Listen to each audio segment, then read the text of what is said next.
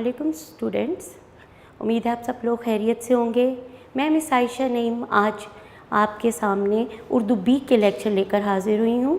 इसम, फ़ेल, लफ्ज़ और जुमला।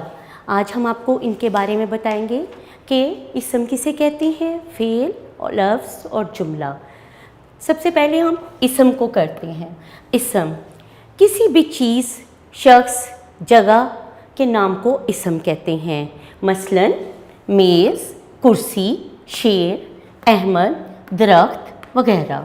जिस तरह हम इंग्लिश में पढ़ते हैं नाउन, नाउन भी किसी भी चीज़, शख्स या जगह के नाम को कहते हैं, बिल्कुल उसी तरह उर्दू में हम इसम को नाउन कहते हैं। उर्दू में इसम है और इंग्लिश में इसको बोलते हैं नाउन। जी, इसके बाद है नंबर 2 फ़ेल। फ़ेल का मतलब है काम करना। किसी भी काम करने को फ़ेल कहा जाता है। मसलन अली भागा। अली भागा में काम क्या है, भागा। भागा उसको हम कहेंगे फ़ेल।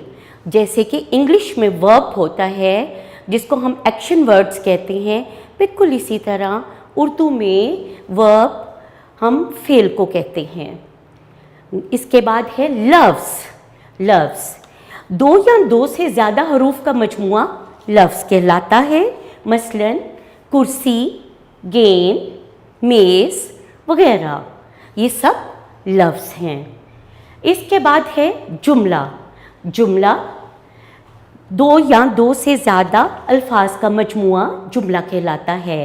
जैसे कि अल्लाह एक है।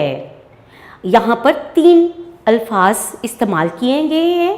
इन तीनों अल्फाज को जोड़ के जब हम लिखेंगे तो एक जुमला बन जाएगा, जिसको हम यूँ पढ़ेंगे अल्लाह एक है। इसी तरह नीचे हम इसकी मिसाल देखते हैं। हम मुसलमान हैं में 3 लफ्ज़ इस्तेमाल हुए हैं। हम मुसलमान हैं। इन तीनों को जब हमने इकट्ठे लिखा तो एक जुमला बन गया, हम मुसलमान हैं।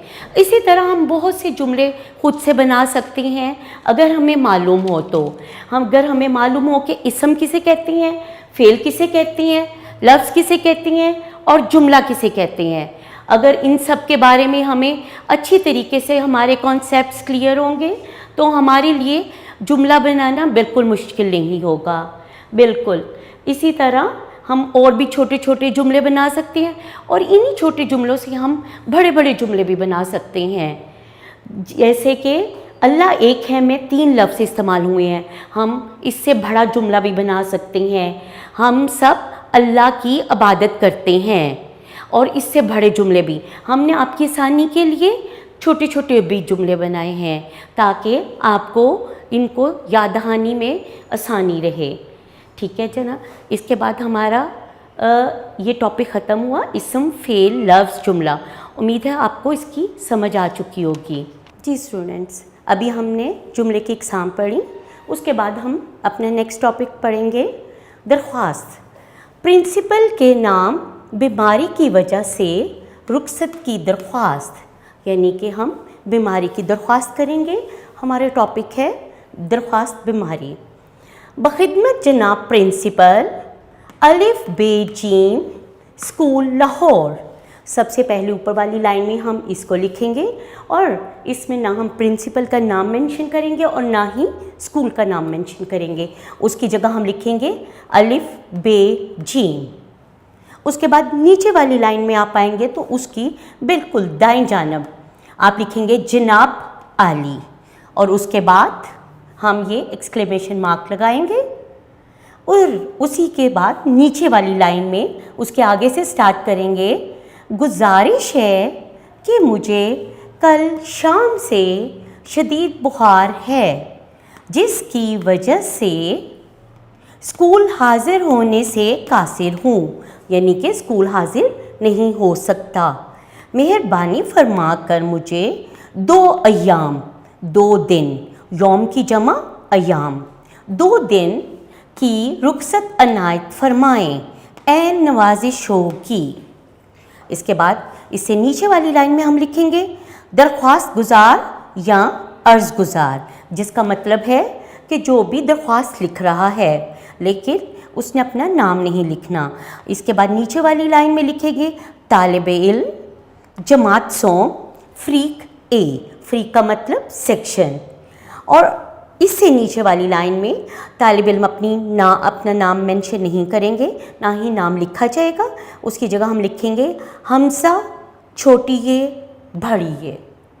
इस तरह ये हमारी दरख्वास्त का एक पैटर्न है जो आपके सामने आ गया है और हमें इसी को फॉलो करना होगा। अगर हम इसको थोड़ा सा भी अपनी मर्ज़ी से ऊपर नीचे करेंगे तो यहाँ पर हमारी गलती तस्लीम की जाएगी। और एक और ज़रूरी बात मैं आपको बता दूँ कि बेटा हमने तारीख़ वही लिखनी होती है जिस दिन हम ये दरख्वास्त लिख रही हैं। जैसे मैं आज आपको ये करवा रही हूँ तो मैंने मोरखा तारीख़ 7 जून 2022 ये लिखी है। आप भी जिस दिन ये दरख्वास्त लिखेंगे उसी दिन की तारीख़ डालेंगे और बाकी सारा पैटर्न आप इसी को फॉलो करेंगे, क्योंकि ये हमारी दरख्वास्त का फॉर्मेट है और इसको मद्देनज़र रखते हुए हम दरख्वास्त लिख सकते हैं। ये हमारी बीमारी की दरख्वास्त है और इसके साथ ही हमारा लेक्चर नंबर 2 ख़त्म होता है।